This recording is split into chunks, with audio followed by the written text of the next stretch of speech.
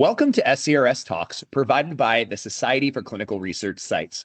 Thank you for joining us as we explore the latest insights, trends, and innovations shaping clinical research today.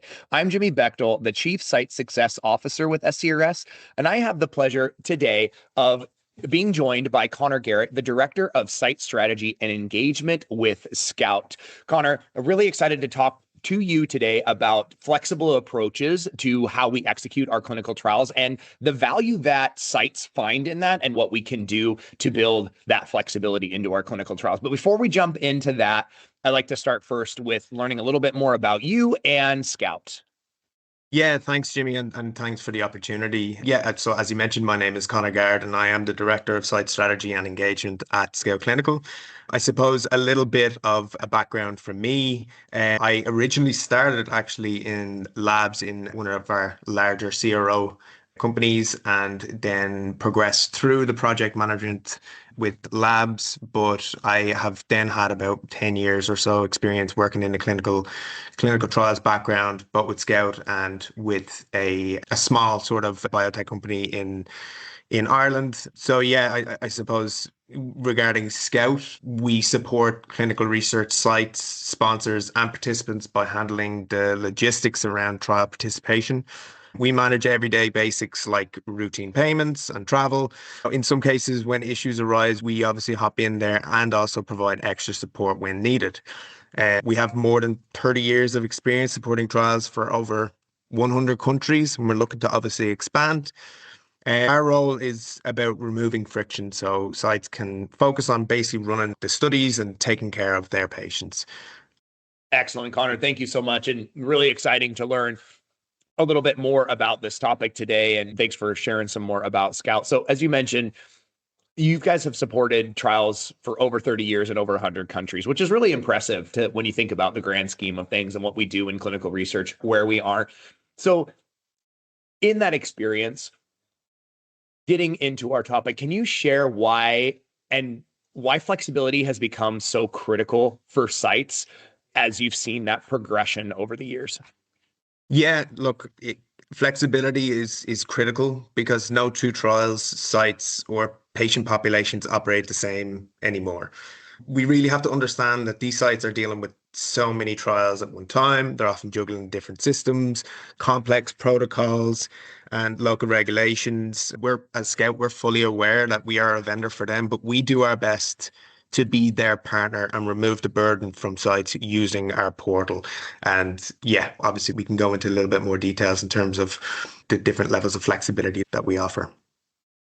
Yeah, absolutely. Let's definitely do that, Conor. And I think it's really important to recognize the need for that flexibility given the increasing complexity we see around protocols and clinical trial execution when we look at how things continue to grow globally and geographically. And we're getting more specific with the type of patient we need might necessitate our broader view. We might be pulling patients in from different zip codes and different areas and different logistical challenges and services that a traditional site might not have available to them. So a lot of that builds in there, but I know we'll get into that a little bit as well.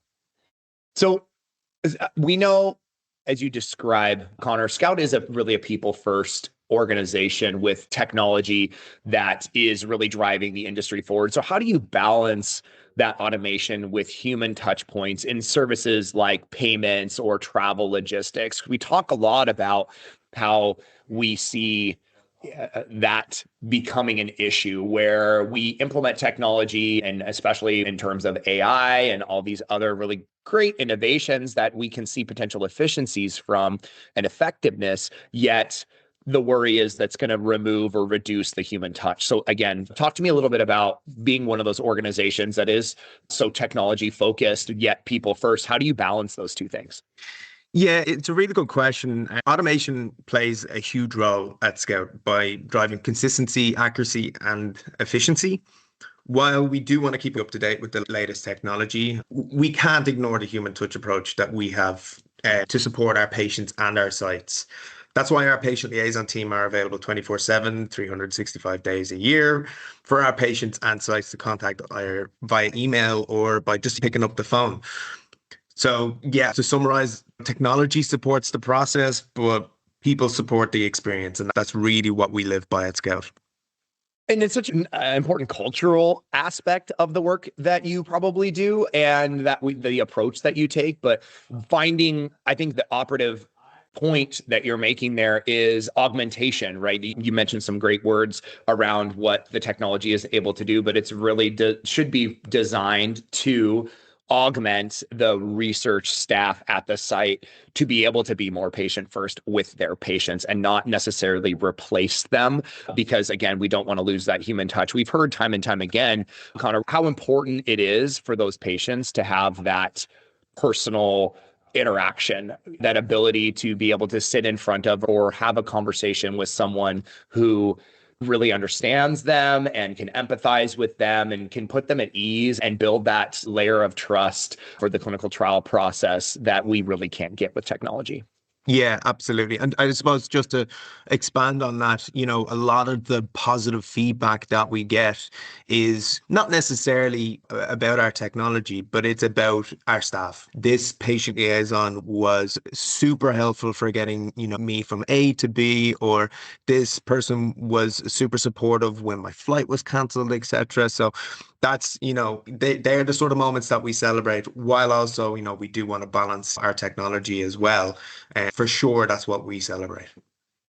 Well, yeah, it's a great example, Conor. You don't want to be in a situation as a patient where we'll use a flight as an example, as you did, where you're getting ready to go in for maybe a scary visit or your first couple of visits in the clinical trial, and you don't really know what's going to happen. And this word clinical trial is swirling around your face. And despite all of your and our best attempts, it's still a little bit anxiety inducing for a patient. Yeah. Tacked on with travel, which we know in today's day and age is an anxiety inducing activity in and of itself. And then your flight gets canceled or it gets moved or modified or something like that. You kind of amp up the anxiety there. You don't want to have to, as a patient, particularly a patient who might not be as technology savvy, have to whip out your phone and try to figure out how to change that flight or navigate the system. You want to be able to talk to somebody who puts you at ease and is able to help manage and mitigate those challenges in kind of that VIP experience way. Absolutely. And I know that's something you guys really strive to. You gave a great example of really striving to help with that. So, Conor, sites often deal with rigid systems. Shifting gears a little bit here, how do you build flexibility into the services themselves so that the sites can adapt when things don't go as planned, right? We just talked about one example of how maybe patients are enabled through some of these systems, but let's talk a little bit again about how Scout is really focusing on enhancing the site.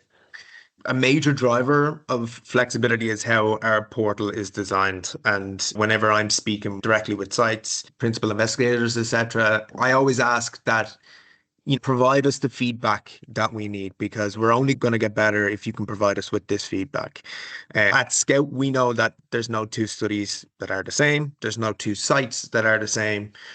So our portal is customizable down to the site and patient level. For example, we allow patients to select their own payment preference and have an option to change midway through the trial, which we've seen so many situations whereby a change is needed and it definitely works seamlessly. We also support the likes of site and participant preference, making the portal itself patient accessible or restricted based on study design. Our project managers who set up these studies do a great job in terms of advising our clients in terms of what we feel is best. You could have the likes of maybe an older population that wouldn't be, too tech savvy. And in that case, we would always recommend that the site submit these requests on behalf of them. Our team does a great job of reviewing the protocol and providing that support. And then that's reflected in terms of how our portal is designed. So when changes occur, we can adjust configurations without disrupting any sort of site workflows. And that's really cool. And I would argue, Conor, uncommon, because we hear all the time sites try to give feedback to their partners, to their suppliers, to their tech companies, whatever you want to call them at any given time. And it's, again, we get stuck with this rigidity, and being able to navigate that and change that, and almost, it sounds like, customize that experience or that aspect for a site or for a patient is really, really powerful. And you're right, it does sound challenging. And I'm sure a lot of listeners are going to hear that and say, what the heck, that's too hard for us to do. But going in with that approach and building something that is focused on that and almost foundational to the execution of that service or that aspect of the clinical trial is really cool, because I'm sure it goes a long way with the sites. And it also shows, not only do you listen to the sites, but you also then act as a result, which is a problem that we have just perversely within our industry. Is we do a pretty good job of listening. I think what sets a lot of the SCRS partners like yourselves apart from some of the others that are out there is that we're able to witness and experience change. Sometimes that's incremental change as a result of it, but listening to the sites, we want flexibility, and then building that flexibility as a core component to your offerings is really, really cool. So, Conor, we'll jump into our last question here. Can you share a scenario or an example of where the flexible approach really solved something a purely tech-driven solution couldn't be? Again, we've been talking about this theme of flexibility and this kind of the approach of technology enabled people, or using technology to augment the human experience. So again, share a scenario or an example of where you've seen that be something that's had a positive outcome. Yeah, I suppose just to start, we do have a lot of examples, as you can imagine, especially around travel. And we have obviously mentioned that some things are just totally out of our control, out of the patient's control, out of the site's control. But yeah, I'd say when last minute participant issues kind of arise around, let's say, travel or those payment changes, technology alone can't resolve them. So our team steps in to coordinate travel adjustments, address payment concerns, and communicate directly with the site or the patient. So that hands-on support often prevents a missed visit or a participant dropout. And especially for the likes of flights and hotel accommodation, our team are right on that as well, which I can't praise them highly enough. We also have our patient navigator services, and typically we see that with the likes of elderly patients, very sick patients, or visually impaired patients. Our team can actually just pick up the phone and support them directly. So while tech is great, people are better. I think that's a great sentiment to end our conversation on, Conor. Again, focusing on how we can augment the people who are better than the technology and really support them in what they do, and ultimately then support our patients. So really applaud Scout's approach to building trial flexibility around the patient and around the people, around the site. I look forward to continuing to see some of the great stuff that you all are doing. With that, I think we'll begin to wrap our conversation. Thanks so much. This is obviously a great opportunity for me. It's great for Scout, and it's always great to collaborate with SCRS. I suppose just to kind of summarize, flexibility is built both into our technology and our services. So, our goal is to make sure that clinical trials run more smoothly for sites and participants. I couldn't agree more, Conor, and thank you for being here. And it was my pleasure to have this conversation with you. I hope everyone listening makes sure to check out other great site-focused resources made available to our entire community on our website, myscrs.org, including other podcasts like this one, and opportunities to engage with our partners like Scout and many others. Thanks for tuning in and for listening, and until next time.